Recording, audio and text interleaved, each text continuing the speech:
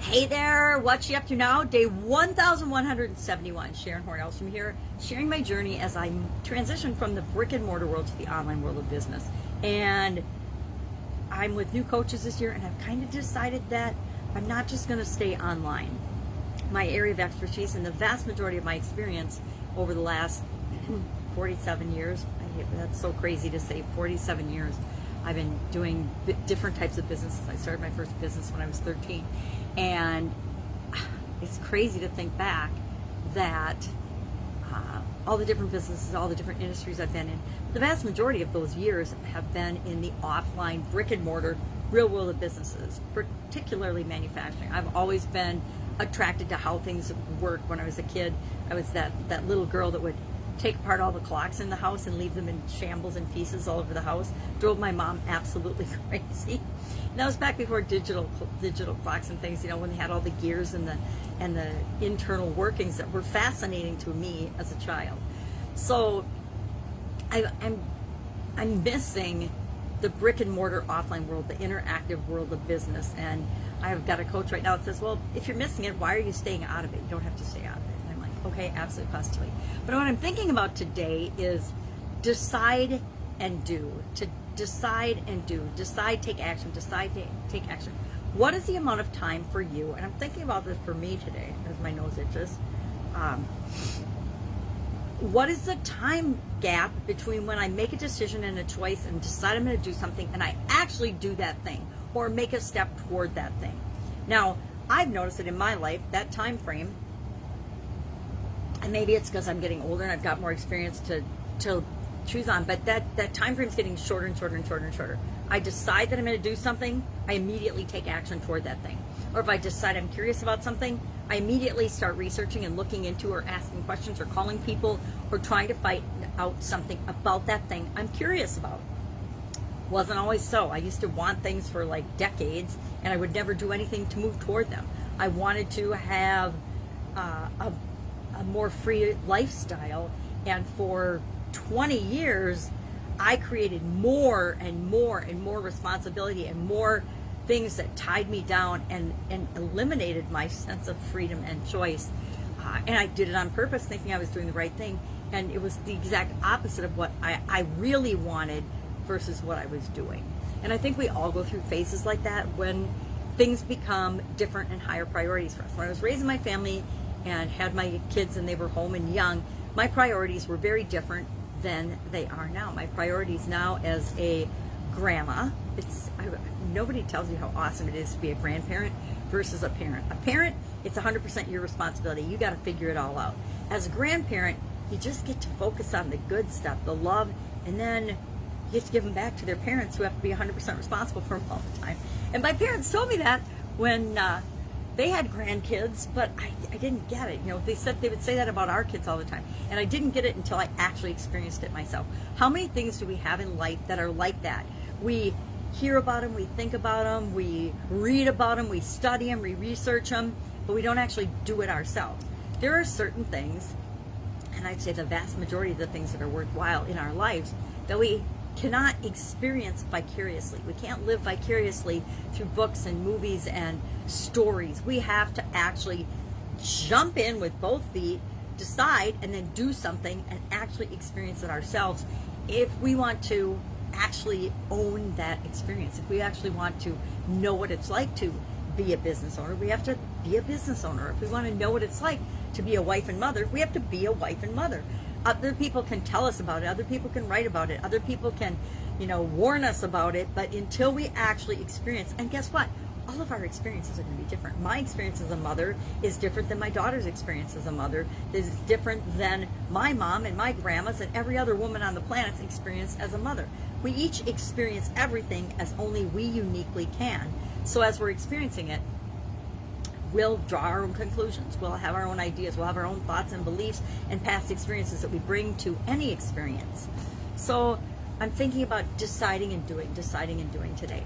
Our Get Up and Go challenge today was about choosing among alternatives and taking action. I'm teaching something called the SOAP framework. That is a 4-step process or framework for handling any change or challenge that comes into your life.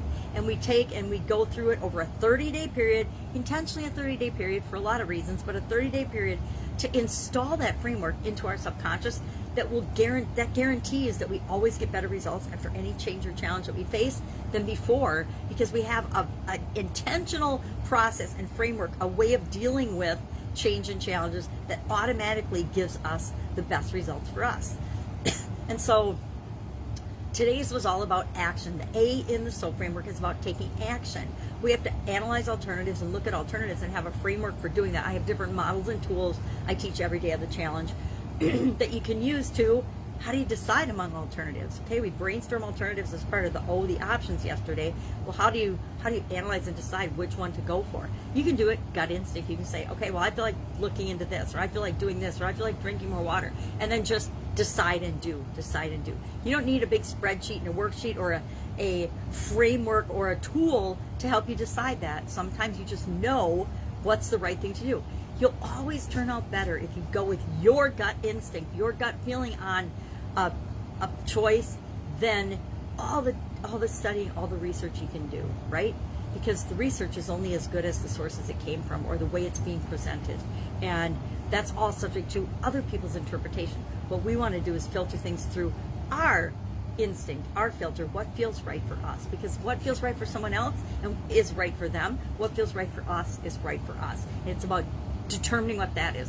And it's about determining what that is, not from a position of fear or scarcity or lack or comfort zone, but from a position of power in terms of, I'm going to choose what's right for me. I'm going to go in the direction that's right for me. A lot of times for some of us, going in the direction that's right for us is absolutely the opposite of the direction that's right for most people, other people in our family. But we stand up and we choose to go that way anyway, because if we do anything less, we feel like crap. I don't know about you, but I've spent a lot of years going in the direction that I thought the world thought I should go, and doing the things that I thought the world thought I should do, and meaning my friends, my family, my parents, my way I was raised to believe things.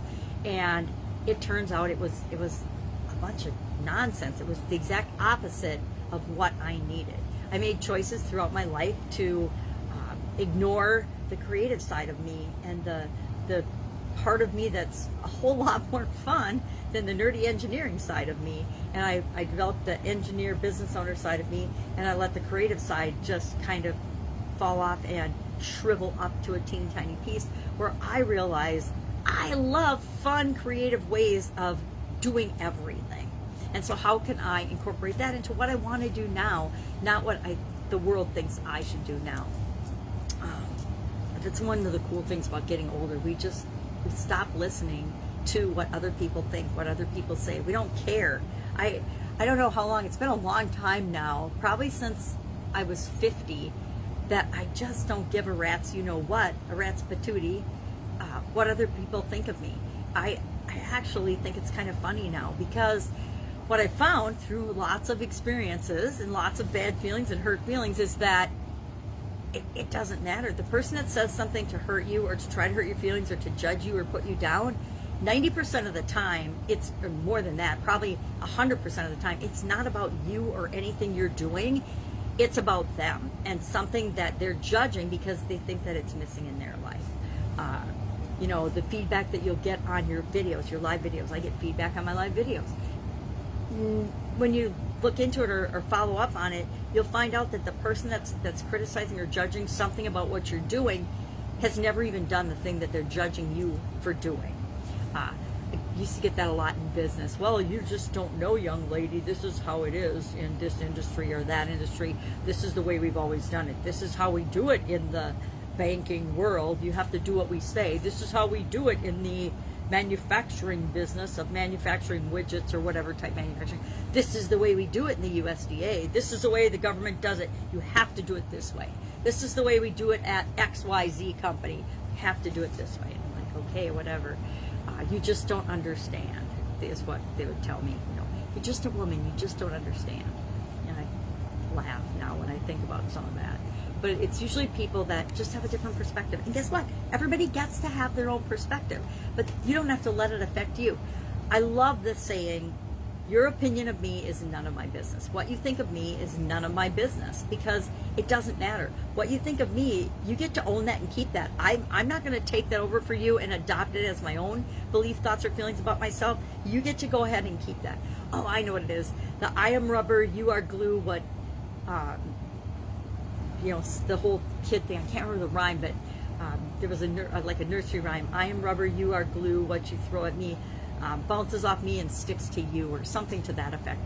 I'll have to look that up now because I'm curious, but that's a really good one, right? And when we're kids, why do we not get that? Why do we not understand that it doesn't matter what's going on outside of us? It doesn't matter what some dumb kid in our class said. It doesn't matter what some dumb guy in high school said. It doesn't matter what a teacher in college or a boss said to you or did to you. It's in the past. It just doesn't matter anymore. So urgent, important, take action, decide, and do. How long does it take you? And just a question for yourself, between deciding that you want something and actually taking action toward that. Hey, I want a new car.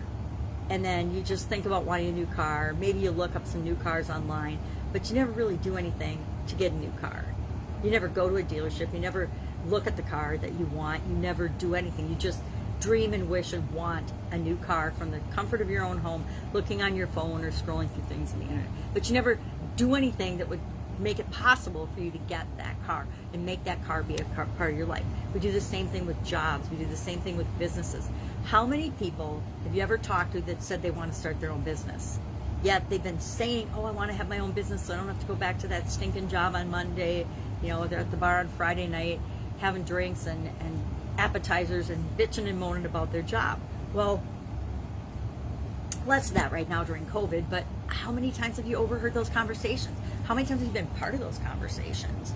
And yet you're still in the same stinking job, or now you're doing the stinking job from home and you hate it even more because at least the crazy people you used to work with were fun. Now you're doing the same miserable work that you've hated for decades, but you're not doing anything about it. Now is the perfect time for massive changes in all of our lives, whether they're being forced upon us from the outside or whether we're choosing. It's always better if we're choosing to make those changes, but now is the perfect time to actually decide and go after what you want.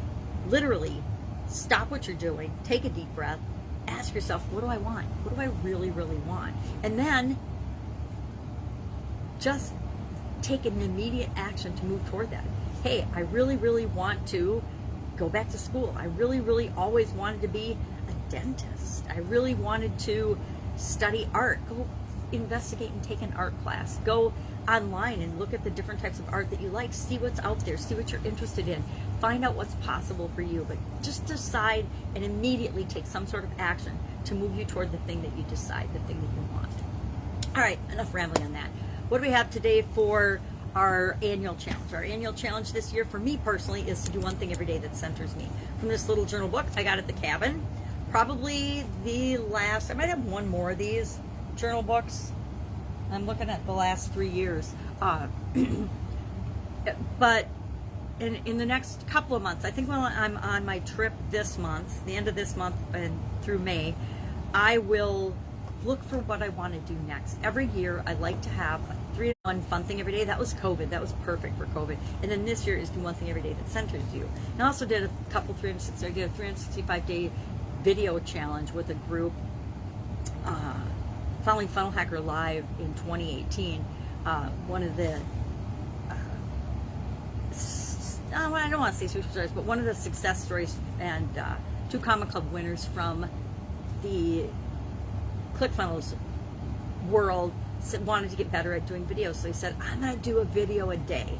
And he challenged a group of us, and there were like 100 some of us that started it, and only I think 7 of us, 6 or 7 of us that finished it, including the person that started the challenge. That he didn't do it every single day, but since it was his challenge and his group, he didn't get kicked out like all the other people.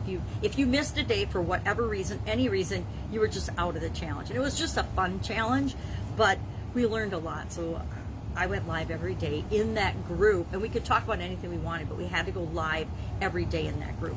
And I had already been doing my one thing every day that scares you since the beginning of the year, so for me it was easy to just add another thing. Sometimes, some days that was my my share in that group was I would just go live in that group and then share that as my do one thing every day that scares you challenge. So done lots of annual challenges. So this year is all about what is really important to me. And I think it goes back to the, hey, decide what really makes you tick and what makes you grow and what feels good to you, and then go do that. And so every day this year, I'm getting more and more in tune with what really is important to me, not what I think should be important to me, not what I was raised believing it should be important to me, not what I should do, but I hate that. Let's stop shoulding all over ourselves and say, okay, well, what could I do? What will I do? What do I want to do? What would I do? And for what reason? Not so much the understanding, but understanding ourselves and what makes us tick. So today was about, and I can totally relate to this one. It was a sayings day by Golda Meir. I don't know how to, Golda Meir, I guess. I don't know how to pronounce her name. It said, not being beautiful forced me to develop my inner resources. The pretty girl has a handicap to overcome. And then we're talking about and sharing what thoughts and beliefs do we have about ourselves or that we think are our shortcomings. So we're sharing that, and then what inner resources we have to combat that, because everything we need is already inside of us. I don't remember who first told me that or taught me that, but it's so true. We make up all this stuff and we think we need all these things and we have to complicate our lives and our world. But the truth is, everything we need, everything we have ever needed is a part of us already, and we just have to find it and then get curious about, well, how do I make that really happen in my life and in the lives of anybody else that I want to impact? So I'm actually really enjoying this particular challenge because it does focus on me, and we all like things that focus on us, right? But it's focusing me and my energy on things that I probably wouldn't be researching or studying or knowing anything about otherwise. So what else we got? Supersize Your Business was about get the ball rolling. I don't know that I've talked about that yet. Getting the ball rolling. I went online and I just researched and I started a list up in my handy dandy planner.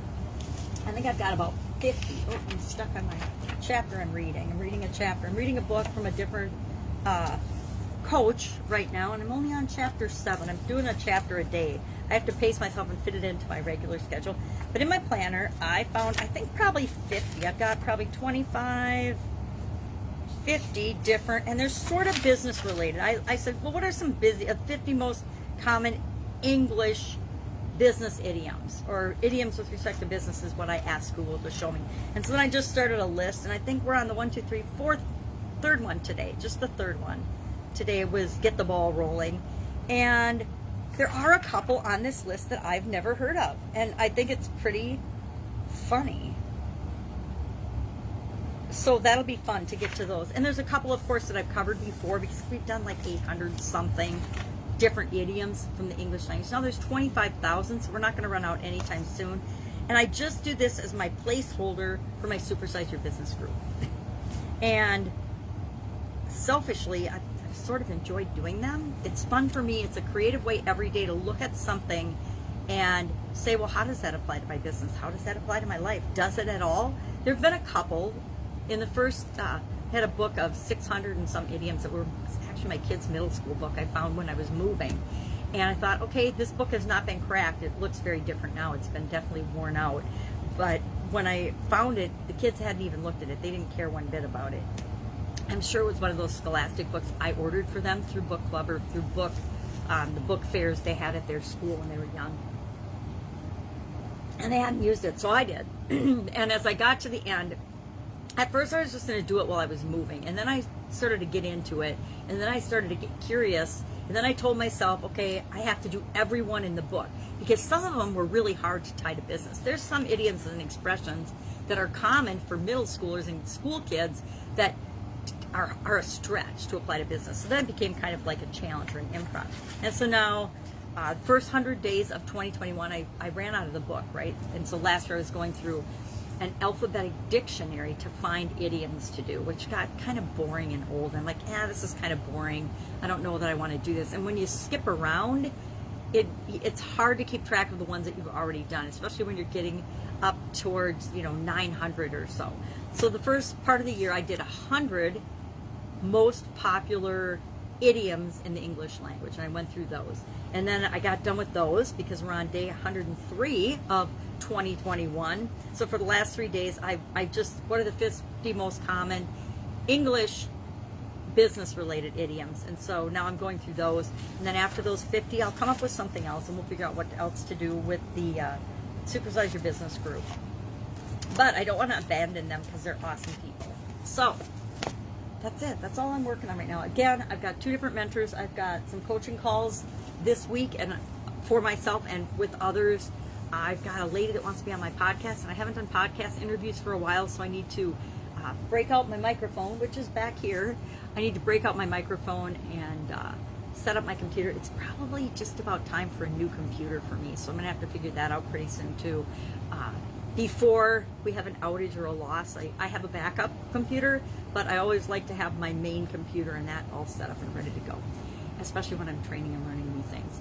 All right, that's it. That's all I've got today. If I can help you in any way, hit me up in the comments below. Otherwise, decide and do today. I challenge you to decide something and take an action toward it immediately today. And if you're brave, share in the comments below what you actually decided and then what you did to move toward that.